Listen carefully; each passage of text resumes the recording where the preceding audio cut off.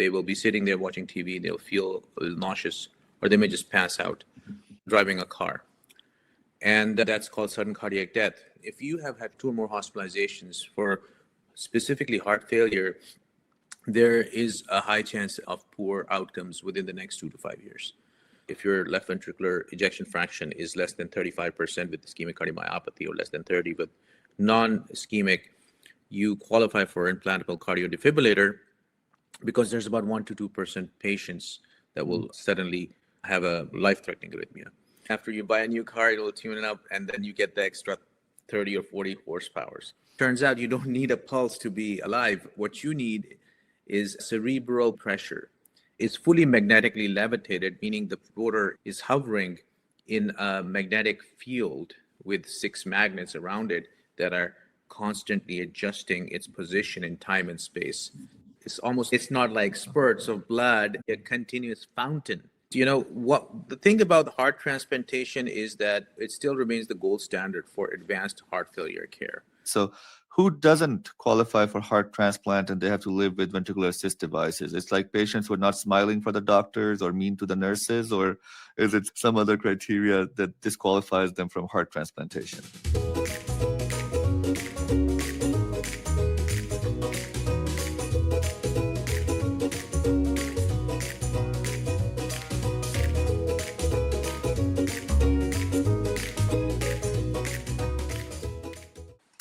Hello, welcome everyone. This is our second session of Heart Failure Podcast with Dr. Salman Gohar. He is the Division Chief of Cardiology and Director of Advanced Heart Failure Program at Baylor, Scott & White, All Saints Medical Center in Dallas-Fort Worth area. We had a very detailed discussion in our first session regarding the definition of heart failure, what it means for the patients, how it's diagnosed, what are the tests that are required, and talked in length about the diet changes, exercise, and some of the initial medications that you need to treat heart failure. So if you haven't listened to that podcast, please go back and listen to our first session. Today, we are going to discuss some advanced therapies, some devices, discuss briefly about heart transplantation and what it means for patients with heart failure and what kind of treatment options are available to them. This is early Saturday morning, so Dr. Salman Gohar, thank you very much for taking time out on the weekend for our audience. Your first session was very informative and very educational, so I'm hoping our audience are learning a lot from you. So thanks once again for joining us today. Thank you, Ahmed. It is a pleasure again to be here with you on this Saturday morning. Let's touching back to where we left off, heart failure. So we talked about the stages of heart failure as defined by the American College of Cardiology. We talked about stage A being pre-heart failure, where you may have just risk factors, and then structural issues appearing in the heart, thereby putting you in the class B or stage B bucket. And then as you develop symptoms, you end up getting into stage C. Now in my clinic, I see most of the patients coming in with a complaint. So they're essentially stage C. They have symptoms. They may not necessarily have heart failure as a diagnosis or cardiomyopathy as an underlying etiology of that symptom, but that's what we do as physicians and cardiologists, that we are literally detectives going into and figuring out where is the symptom originating from. Then we try to solve it. Once we know what's causing the symptom, then we try to go ahead and figure out how to best treat it. And there are pretty robust therapies now available for heart failure with reduced ejection fraction, and some now for heart failure with preserved ejection fraction, which is phenomenal. But as far as some patients, a small cohort of patients will live with this disease for many years. And eventually, for whatever reason, they may have another heart attack, they may have progressive genetic dysfunction, and they eventually progress. This time space can vary between patients. You can have 1 year, profound, a major heart attack, major scar, all the left anterior descending territory, anterior wall, lateral walls, the left ventricle is thinned out now. within a year or so. And you could progress to that stage quickly, or you could take your time and delay it to 15 years. We want to delay it. Once you get to that stage, then you are classified as refractory heart failure. Refractory means traditional therapies stop working. And how do you know that you're there? You can show that slide if you don't mind. Yeah, sure. This is what I'm talking about. You can see the early onset of heart failure, or CHF, which is also defined as congestive heart failure event. There's a dip in quality of life, and then there's recovery, and then we treat these patients. Now, there will be a small cohort of these patients that will suddenly drop dead. They will be sitting there watching TV, they'll feel a little nauseous, or they may just pass out driving a car. And that's called sudden cardiac death. And that really usually occurs in the setting of scar-mediated ventricular tachycardias or tachyarrhythmias. But a lot of these patients will continue to live, and slowly over time, as the heart is an organ that is constantly pumping, it's working all the time, eventually starts to give out, you will start having these hospitalizations. As you can see, there's a dip, then you get treated, you get diuretics, you're optimized from the volume standpoint, you feel better, you're discharged. But a few months later, on your way out, you go eat nehari on a weekend, or halwa puri, or you go out, eat Wendy's burgers, and you're not taking care of yourself. And you end up eating pickle juice on a Memorial Day weekend, and then you end up in the hospital again with acute decompensation. You get better, and then there's another one, and there's another one. And we know now that if you have had 2 or more hospitalizations for specifically heart failure, there is a high chance of poor outcomes within the next 2 to 5 years. So we really take note of this, especially if the diagnosis is heart failure, truly, that you're coming in, your heart has demonstrated that. There is all-cause rehospitalizations, and you had infection, you fell, you broke your hip, whatever. That's a separate issue. But what I'm really talking about, the cardiac etiology. And then we have to adjust the diuretics, and they don't work. So we give IV diuretics. And part of the reason why these don't work is because your mesenteric vasculature stops functioning as it should. Now, if you're taking diuretics orally, you have to absorb them. And we know that about diuretics have different classes, specifically talking the loop diuretics, which work in the descending limb of the loop of Henle. They are the main diuretic that we are deploying. And within their subclass, furosemide, torsemide, these agents have a certain degree of pharmacokinetics that we have to understand. And you, as a nephrologist, understand this quite well as well, that furosemide has about 40% bioavailability, meaning if you take a pill, say 1 milligram pill or 10 milligrams of furosemide orally, you would only be absorbing 4 milligrams. So 6 milligrams you'll actually be discarding in your stool. That is the pharmacokinetic of furosemide specifically, also known as Bumex, as well as torsemide have better bioavailability. And we in the advanced heart failure world, we use those a lot more than furosemide in general. But in select cases, some patients do well with furosemide as well. But I'm talking about oral absorption. Your heart is not able to pump blood in these advanced stages. You can't utilize the oral diuretics. So your IV diuretic use goes up. That means more doctor visits. That means more clinic visits. And that's another symptom. Something's going on. Abdominal congestion, constipation, nausea, early satiety, meaning you get full early. You start losing weight. And next thing, you've lost muscle. And you become a shell of what you used to be. This really is all the evolution of a heart that is slowly on its decline. And now you're seeing more and more use of higher dose of diuretics. You can't tolerate traditional therapies as well. Blood pressure drop, renal function starts to stay abnormal. Because renal function, as you know very well, relies on renal perfusion and adequate forward flow. So if there's congestion forward, if there's a traffic jam in front of you, and there's also the cars don't move fast enough, obviously you're not going to be moving through the kidney as much, and the kidney is going to suffer. And that's what we see a lot. So we really start working really closely with our nephrology partners in advanced heart failure. Anyone who's trained in a center that has heart transplantation, that has renal transplantation, there's a very close collaboration between nephrology and advanced heart failure cardiology. Yeah. So these are some of the symptoms that you're describing that mean that patient has progressed to the later stages or the end stages of heart failure, and they would need something other than the medications that they're using. Is that right? That's correct. Okay. Is that the point where you start thinking about some implantable devices? And if you do, can you tell us about some of the implantable devices that are available for patients with heart failure? And then we will talk about when they're ready for transplant in a little bit. There are different devices. They're used ideally early on in the clinical course. Examples are based on the American College of Cardiology guidelines.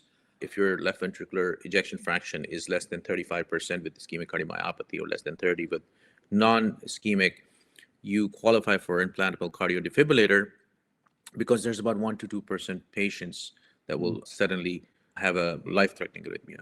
That is implanted early on if there is a non-response to heart failure therapy and the ejection fraction does not improve.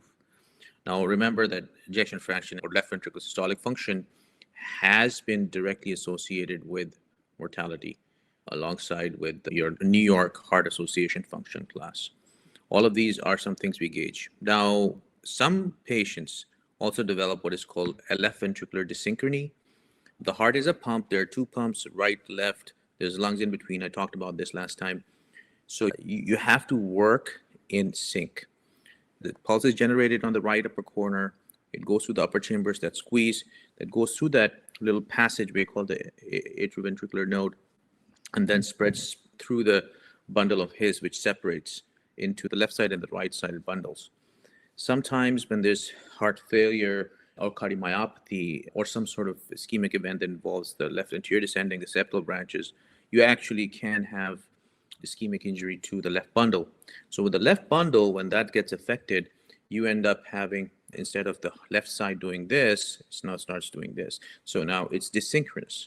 And the more wider the left bundle or the QRS complex, which is really should be a spike on the left on the 12 lead EKG, the more wider that correlates, the more synchronous the left ventricle is. And I give the example for a lot of my patients of an engine, right? You've got an engine that the cylinders are timed. As the timing is right, you go and you can send them for a tune after you buy a new car, it'll tune it up, and then you get the extra 30 or 40 horsepower. Same thing. So the timing is off. So now not only does forward flow get affected, but ejection fraction is down, increased consistent left ventricular end diastolic pressures, which is left ventricular pulmonary capillary wedge pressures, which we indirectly measure through the right side. And all of the system is pressurized. So once we put in the leads, what we do is we put a pacemaker which has three leads. One goes on the right upper corner, one goes in the right lower chamber, left lower chamber through the right side via the coronary sinus. And the coronary sinus is the vein that drains the left side into the right atrium directly. And all of these wires are designed to synchronize this whole system. So the atrial lead kicks off the atrial contraction, and then the lower leads, both sides stimulate. They're quadripolar leads, so you can actually pace them from any point, depending wherever the best contact is and the best QRS morphology is.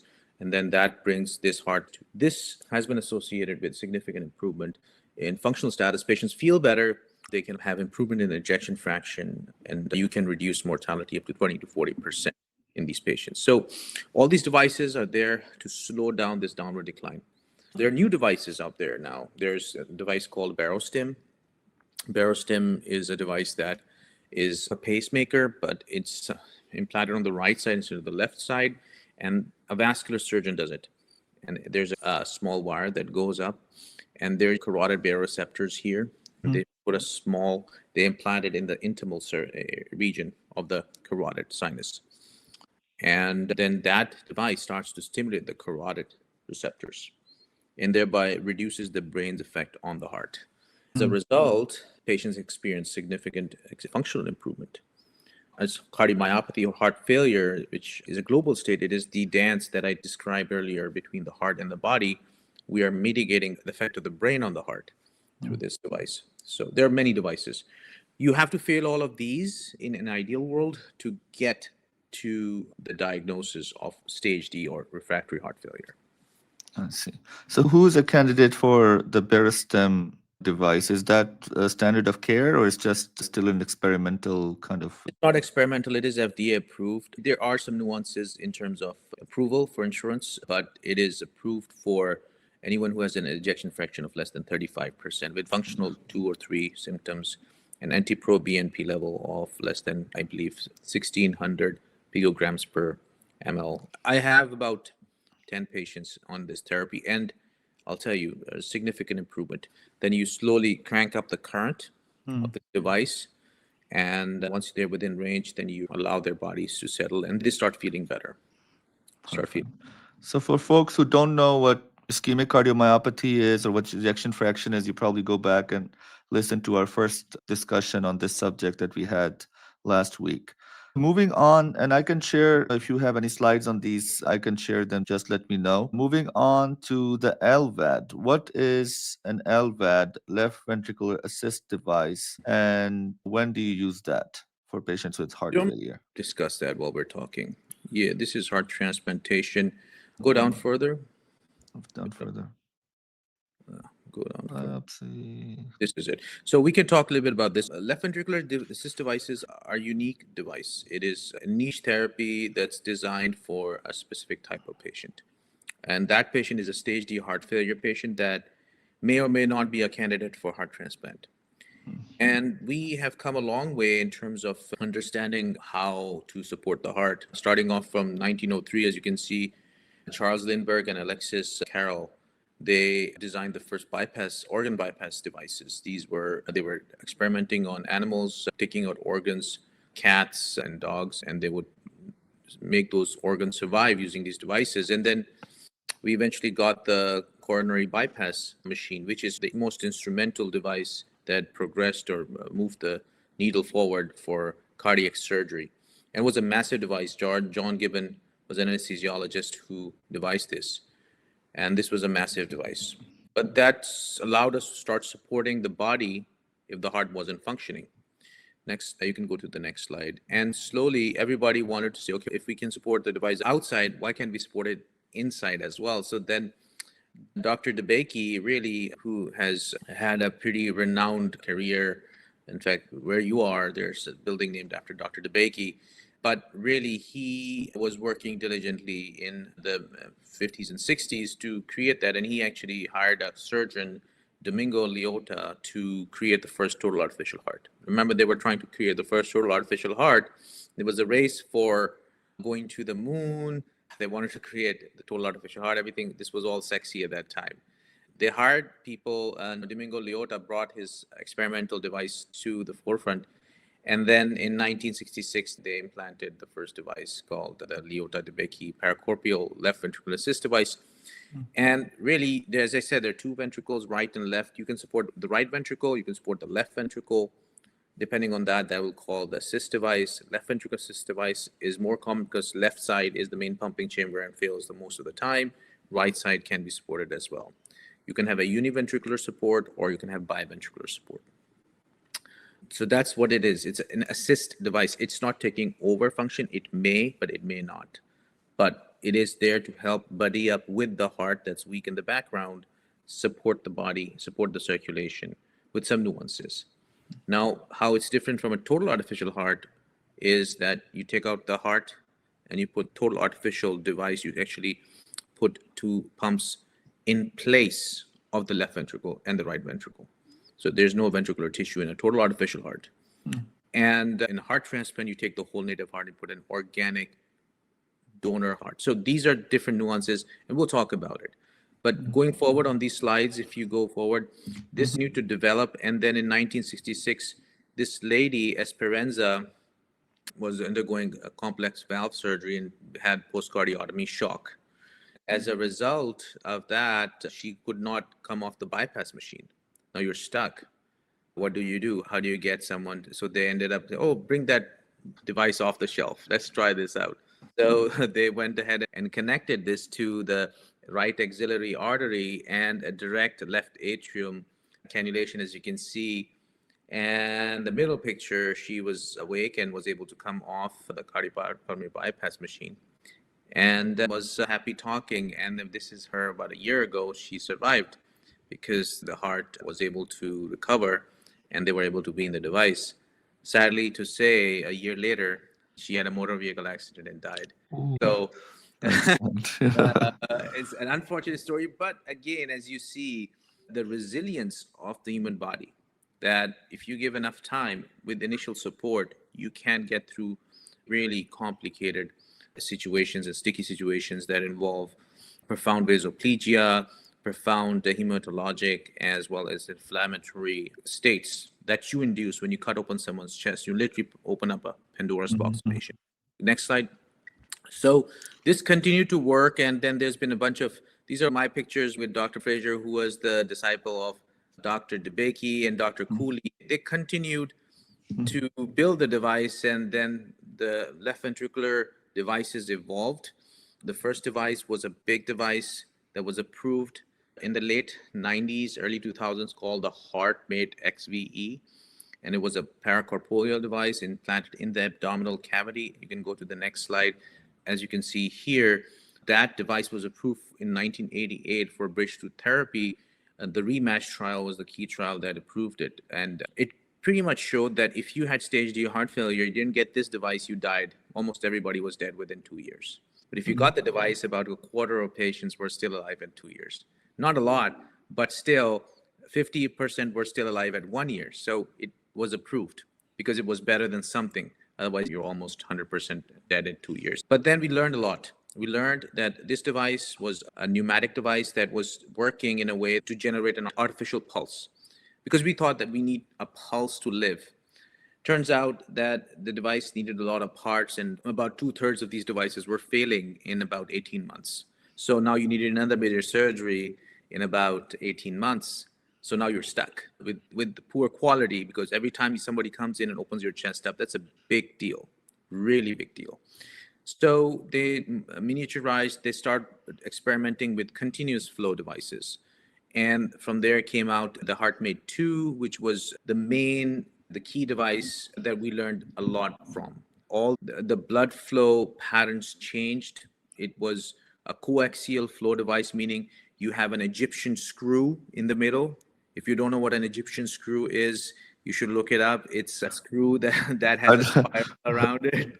I don't even know what an American screw is, much less an Egyptian screw. But So I'm getting the picture. Yeah. that it's in a tube, and it allows that motion allows your fluid to move in a coaxial direction of the screw.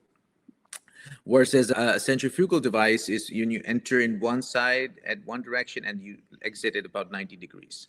Of course, the problem is when you're putting devices in someone's heart, you have to understand that it is there's a limited real estate someone's chest. So the footprint of the device is key to understand how you're going to implant it surgically. There's surgical sort of nuances, there's the physiologic and medical nuances. Anyway, so the surgical nuances were overcome through switching this to a continuous flow device. There was a cord that was externalizing, and this essentially started to become in the supradiaphragmatic space. A lot of experience came out of this device. We learned that once you put this pump on, the pulse can essentially go away. So if you don't have a pulse, how are you alive? Turns out you don't need a pulse to be alive. What you need is cerebral pressure.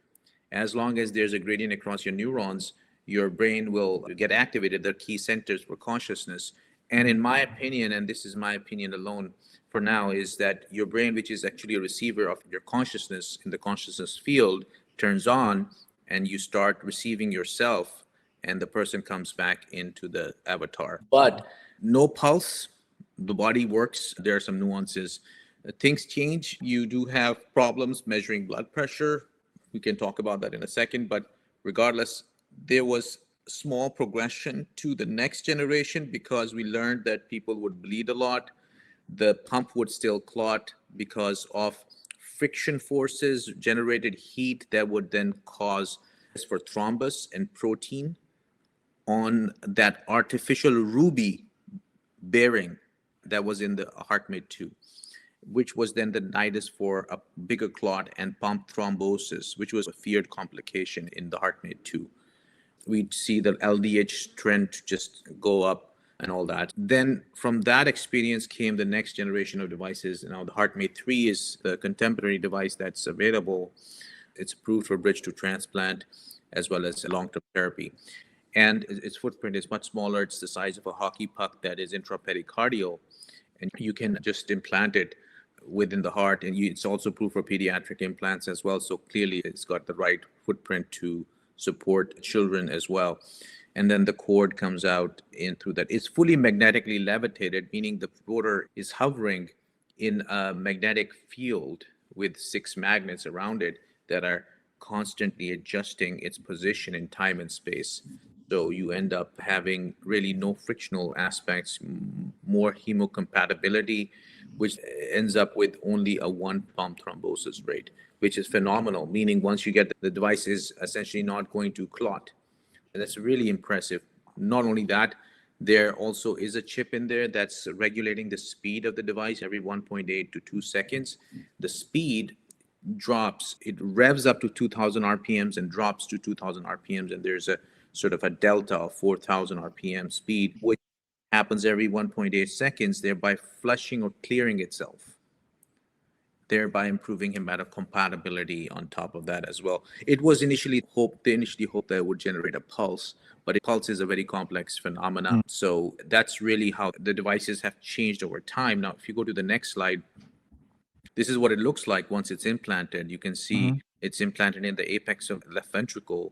You literally sometimes have to go through the left descending artery. But basically, you open the chest up, you lift the heart out, you core the apex of the left ventricle, and then you suture a ring around it.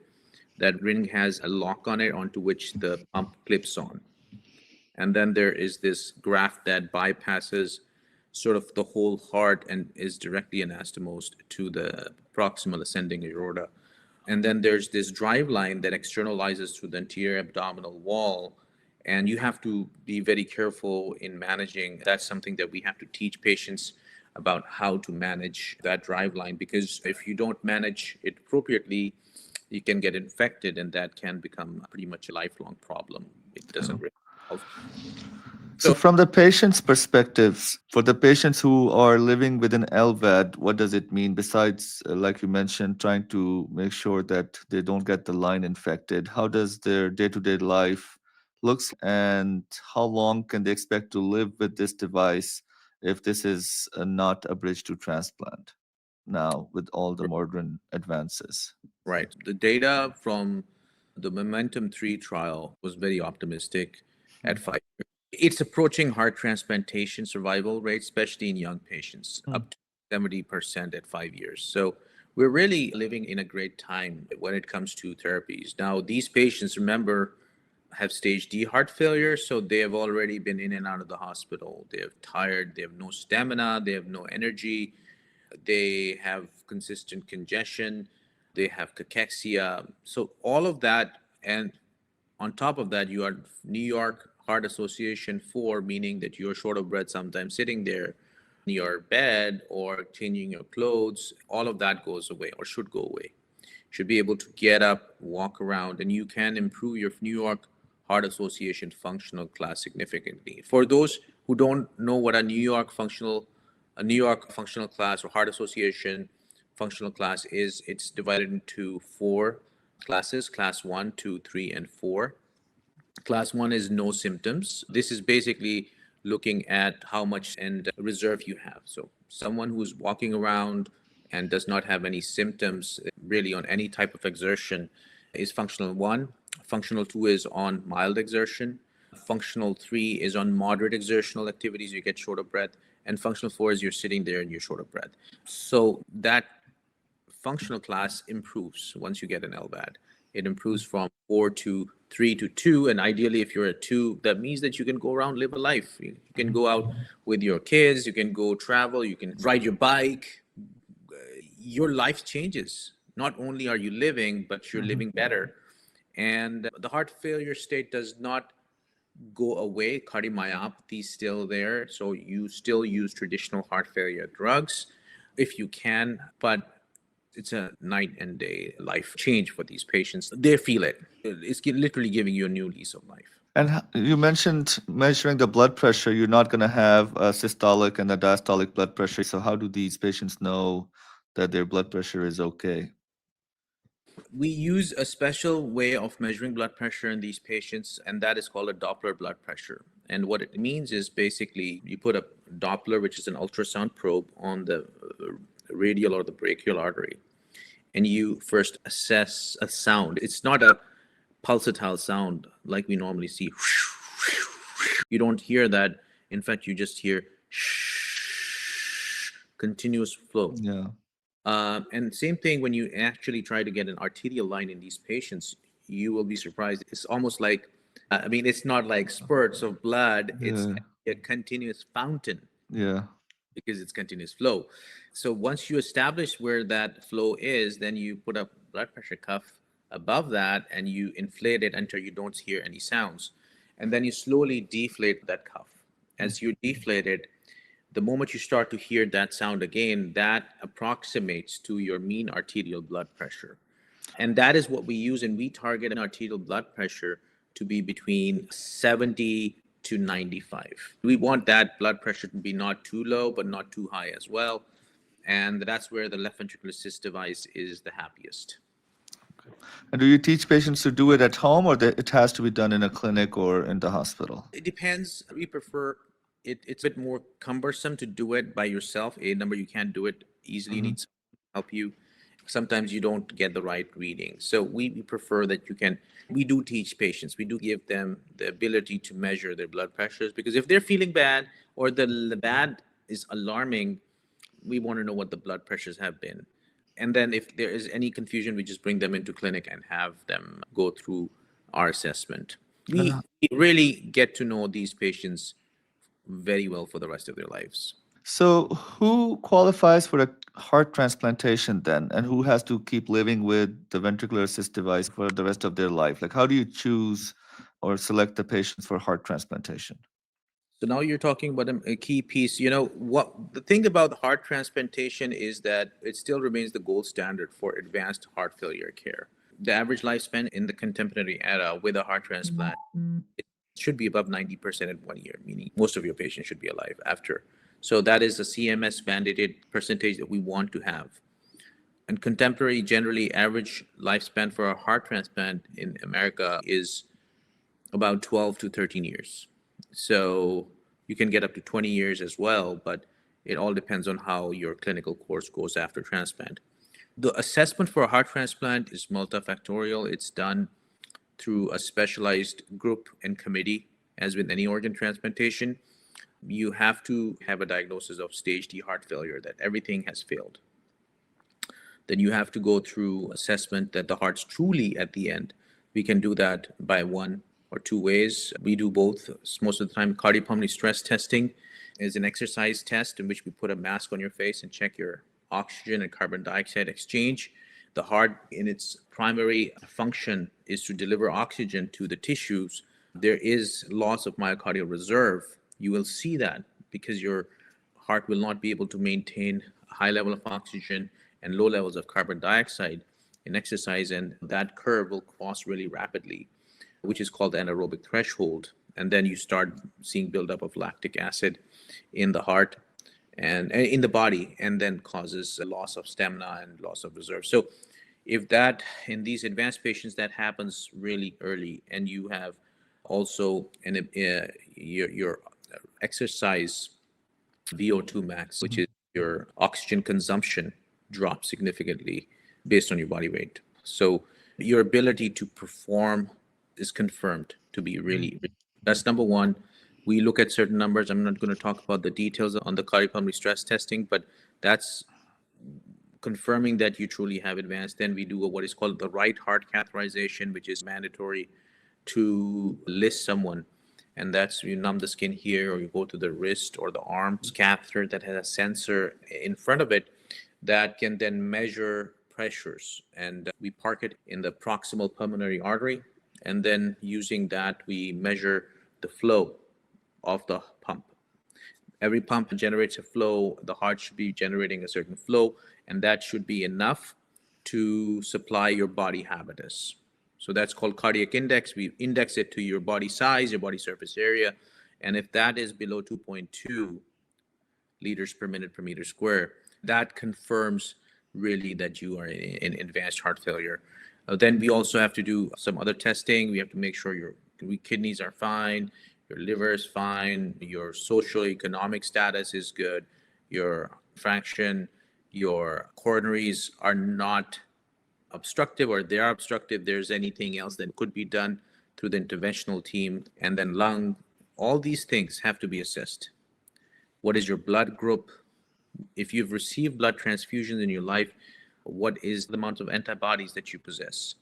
Human leukocyte antigen, HLAs, and are you sensitized? Meaning, once you put someone's organ in you, that can react quite a bit. Of course, we do the bigger cross-matching early on, but the finer ones, they have big impact, especially if you're highly sensitized with multiple blood transfusion in the past. All those things factored in. But then the state at which you're in and coming in for a heart transplant, are you walking into the center, or you're on ECMO, or you're in full-blown cardiogenic shock? It means the heart is unable to support the organs and the body. That will also define the need and the urgency at which point you would be offered a heart transplant. The heart transplantation UNOS listing criteria has changed into 2018. Now that's old news. They have data that actually what has it done to the waitlist mortality as well as afterwards the mortality post-transplantation. But you are dropped in a few boxes.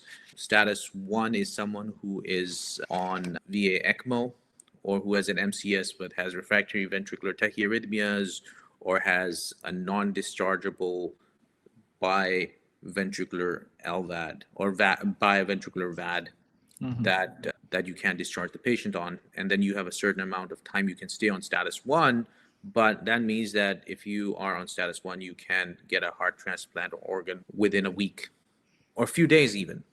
But the status, which is actually the queue, is divided into status 1, 2, 3, 4, 5, 6, and 7 is inactive. And depending on how sick you are, you will be placed on those levels. And obviously the committee, your case will be, you'll do all the testing, the cancer screenings, all of those things, and then be presented in front of the heart transplant committee. And there will be an agreement that, yes, you meet criteria to be listed at that center. And once they say yes, the committee says yes, then you are, based on your severity of your heart failure state, listed in anywhere on that list from 1 to 6. And that will define how quickly you have a chance in terms of getting your heart. That's really how the process works. So because for kidney, it's a different story. For our transplant patients, the average wait time is about 5 years, and depending on when they got listed for transplant.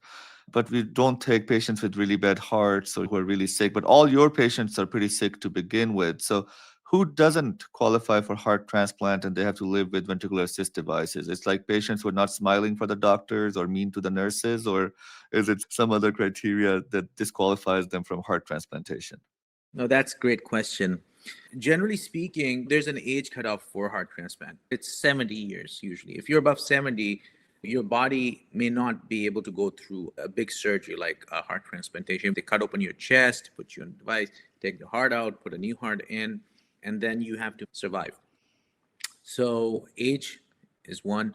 Then amount of sensitization that you may have may also make or break your case. If you have a lot of antibodies, highly sensitized, a lot of centers would be careful doing those because outcomes could be difficult or poor. Some of the basic ones are if you're smoking or you're drinking alcohol, smoking tobacco, doing some sort of drugs, even marijuana in most centers is considered something that may you qualify for a heart transplant. So drug abuse. There's some social issues that sometimes come into play, significant history of depression, anxiety, lack of social support. Now that's changing really, but in left ventricular assist devices, you may qualify for those, even marginal social support cases. But these are some of the key things that define if you could get a heart transplant or not, or you could be listed for a heart transplant or not. There are some nuances. Active cancer If you are going to put an organ in someone, you are going to suppress the immune system. And if there's an active cancer, that will flare up. Active infection. So if you're really actively infected, that is something that you don't want happening. You want to be listing someone who's in septic shock, and then you immunosuppress them and everything falls apart. So really just fine. And then one of the big ones is something happens to the noodle, right? Your brain. So you have a hemorrhagic stroke or you've had a major stroke. Putting in a heart in someone in of that sort, you're not helping them. You're just going to add to their misery and quality of life. So we really want to make sure that there's no major catastrophic neurological issue that is ongoing. Once you have defined all of those, then you can potentially move forward. And some of these overlap with left ventricular assist device therapy as well. So I really think that it's a multifaceted decision. It's not just sometimes black and white. Yeah. And what does recovery after a heart transplant look like? What should the patients expect if they are selected for heart transplant? Expect anything, really, but every case is somewhat going to be a little bit different. Now, in my previous work where I was in the transplant center actively doing transplants, depending on how the patient comes in, if the patient walks into the case for the transplant, they generally have a better outcome versus if they were in the hospital for 3 weeks on VA ECMO and you do a heart transplant, they're going to have a longer recovery.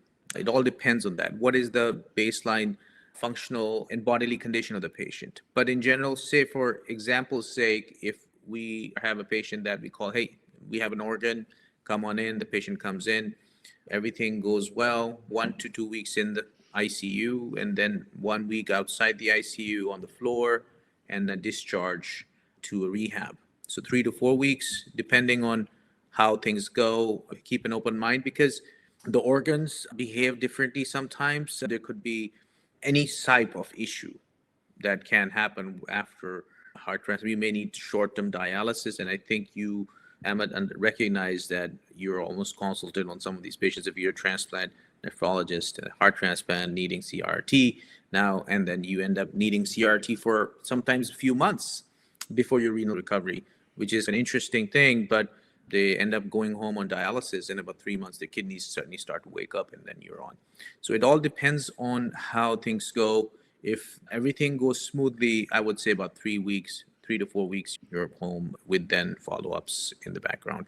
And definitely want to do prehab, meaning you want to be strong going into surgery and you'll come out strong. You want to be strong mentally as well, because that's really people who want to get better, people who are anxious, depressed, it's harder.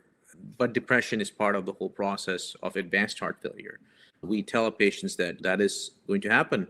So we treat it because it's such a key thing to address to achieve success in the long term. So, what are some of the new treatments on the horizon that you see in the next 5 years, 10 years? People are hearing a lot about total artificial heart. There was something in the news a few weeks ago from Baylor and the pig heart being Right. transplanted. There were a couple of cases in Maryland and I believe in Boston. So, what are some of the things that you think will be in practice in the near future? Great questions. They've really worked hard. And first, let's talking about allograft orthotopic heart transplantation by itself. Why haven't we increased? That number has gone up every year. And part of that is because of opening up of the donor pool. We opened the donor pool to patients with hepatitis C.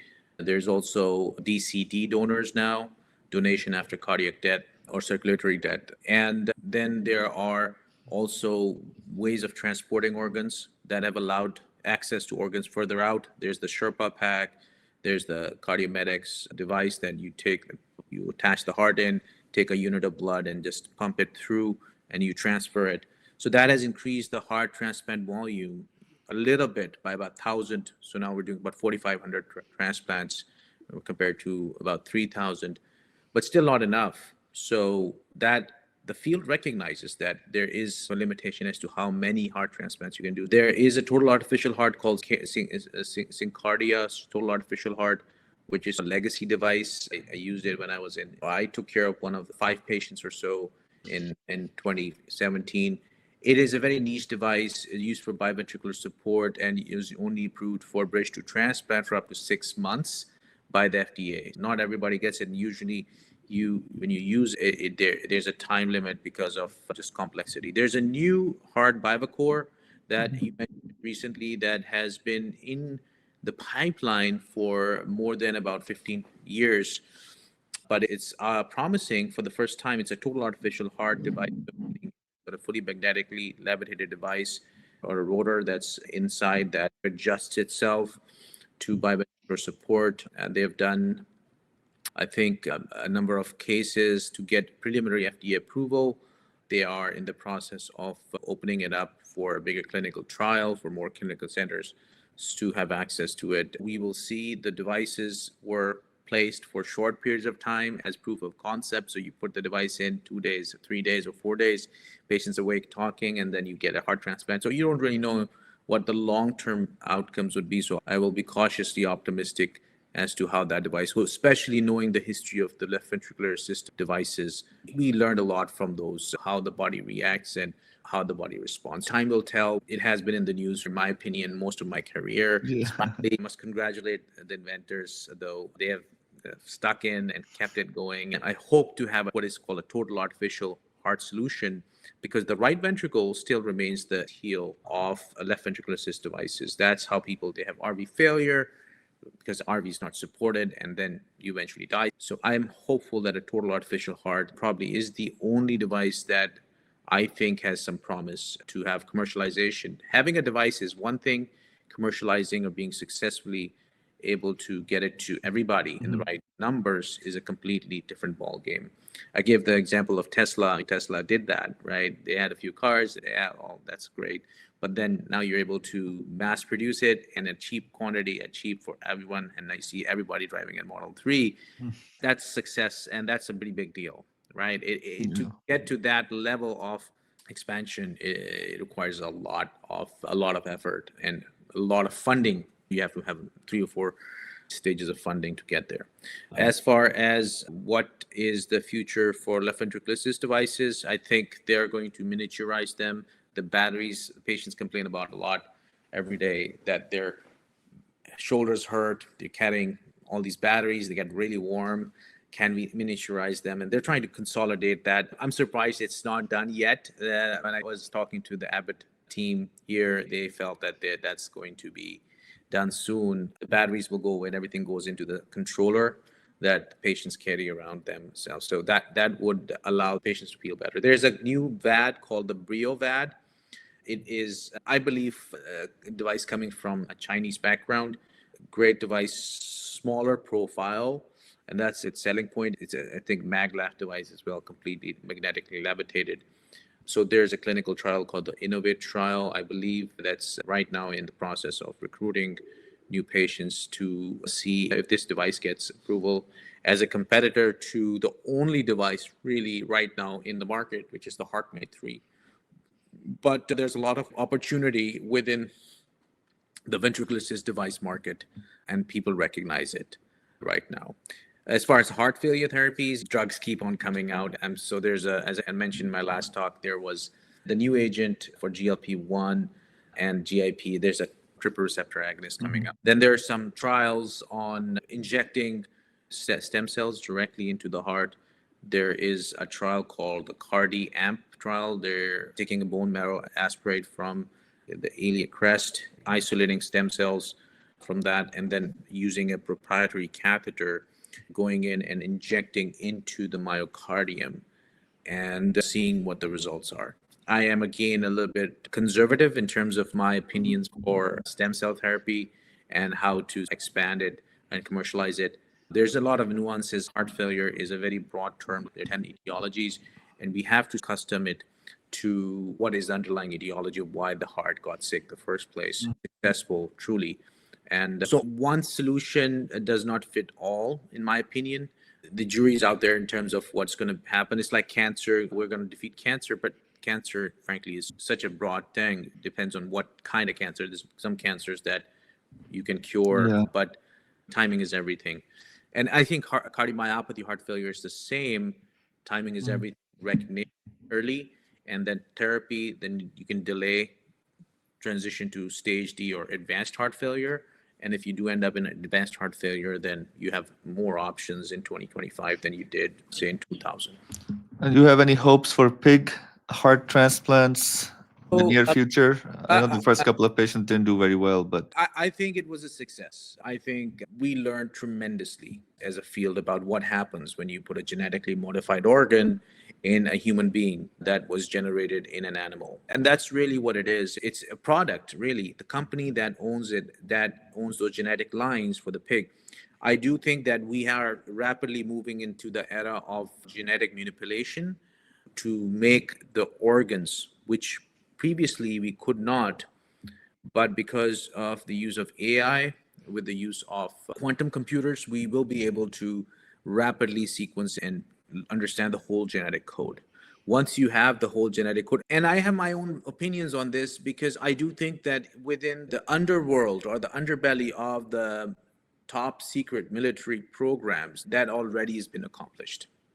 I do think in this country and China, the military hidden special access programs have already achieved what we call genetic manipulation through access to, and we are seeing the trickle. We're always a little bit behind that. yeah. But as the tools get better, you will see this get better. And once you have all that sequence mapped, you should be able to fine tune this and create organs that will work. Yeah. And this is just the process. We are learning from every experience. So I think it's great. I think it's another way of providing a relief to this huge group of patients that are sitting there waiting for a heart transplant, may not qualify for a heart transplant for whatever reason. And ventricular assist device therapy is still a little bit cumbersome. So having an artificial organ, when that happens, I think we will see. It will depend on a lot of things as the market conditions, political conditions, what happens to the The FDA and all that. funding and all that. Yeah. Exactly. Yeah. And that's really what unfortunately drives a lot of the innovation in this country, in this space, is what is going on around that. What is the sort of financial sort of landscape that drives it, the political landscape. And sometimes things get stuck in committees. They don't move Yeah. forward. So they But might it, truly work. so it's a ray of hope for your patients and for our patients. There are more than 100,000 people with kidney disease waiting for a kidney transplant at any point, and at least one third of them die while waiting for a transplant. If we can get these organs to our patients, that will be a great help. So let me ask you one final question. I know it's been almost an hour that we've been talking. What advice you have for caregivers or family members of patients who are living with heart failure? What are some of the things you teach them, you tell them to do, to watch out for, to make sure they can take good care of the patients, but also not hurt themselves in the process of taking care of these patients? There's hope. That's number one. I think we live in a great era that we can delay transition to advanced heart failure. We have great therapies. Taking care of yourself is equally important as you take care of your loved ones. Don't forget that. Taking a break is good because a lot of these patients are really dependent on you. So if you don't take care of yourself, then they will eventually suffer as well. I offer hope. That's what I offer all my patients, really. It is not going to be easy. Life is going to change, whether you like it or not. Those do the best that are ready mentally for change and adapt appropriately. It's about the journey, not the end. We want to continue to get up every morning and take care of ourselves and take the medicines and go to the doctor and then try to get three objectives. And that's really what I tell my patients. Number one is, of course, survival. You want to live, you want to have that company of your loved one. And then number two is improve symptoms. So you don't want to be symptomatic, not in pain. And number three is you want to be happy and try to find happiness and joy, because every moment is a blessing that you have, whether it be you being the patient and you're having that opportunity to live with your family members, or you being the caregiver and you having that extra time with mom or dad or your brother or sister. Make the best of it and go on that vacation, go on that cruise, go out onto the parks, spend time, be happy, find happiness, and meditate. As Muslims, we are told that it's going to be a test. But for those who are not Muslims or Christians and other brothers and sisters and all the folks that have different backgrounds, meditation is a great way of allowing to center yourself, and having a good team of doctors and nurses around you also is great. Perfect. Thank you very much for this beautiful advice. And one more thing, I don't say it in front of the patients, but I always tell my residents, fellows, and some family members, if I can find them alone, is to always expect some degree of non-compliance and don't play the blame game where if they get sick, oh, it's because you ate the steak 2 days ago or because you've been missing your medications at night once in a while. So we are all humans, and anyone who has taken a medication for a certain duration of time knows that it's not an easy task taking a bunch of medications multiple times every day. So some degree of non-compliance is expected. We're all humans and we all make mistakes. So thank you very much for your time, Dr. Gohar. It was very enlightening learning from you. Of course, there's a lot more that we need to discuss, and hopefully, we will be able to get you at some point in the future to get into the depth of heart transplantation and some of these devices. We just the surface of your knowledge at this point, but unfortunately, we have some limited time. But I really appreciate you joining us for the first session and for this session. And if you have anything else to say to our audience, you can go ahead and say it, and then we will say goodbye. Thank you very much for this opportunity. I really enjoyed this conversation. I hope I was able to convey some pieces of knowledge and hope to everybody. I think life is beautiful, and what you're doing, Emma, is also great. These conversations are what allow people to level up and vibrate at a higher frequency, which then allows them to seek to be better. So keep up the good work. And thank you again for this invitation. My pleasure. So, our audience, the goal of our podcast is to update patients to the point where they can take ownership of their health. And, like I said last time, to get you the experts, to let you know how the experts are thinking, the ones who are taking care of you, and what are they worried about when they're taking care of you, and also what's their unbiased, unsponsored opinion regarding your medications as well as the procedures that you need. Stay tuned for more. We have a pediatric neurologist in our next session, Dr. Mahfouz, who is also one of our mutual friends. He will be talking about the pediatric neurologic development and neurologic disorders in the kids, including seizures, which get missed pretty easily. So stay tuned for our future episodes. Thank you very much for people who are listening, and we'll see you in the next episode. Take care. Allah Hafiz for now.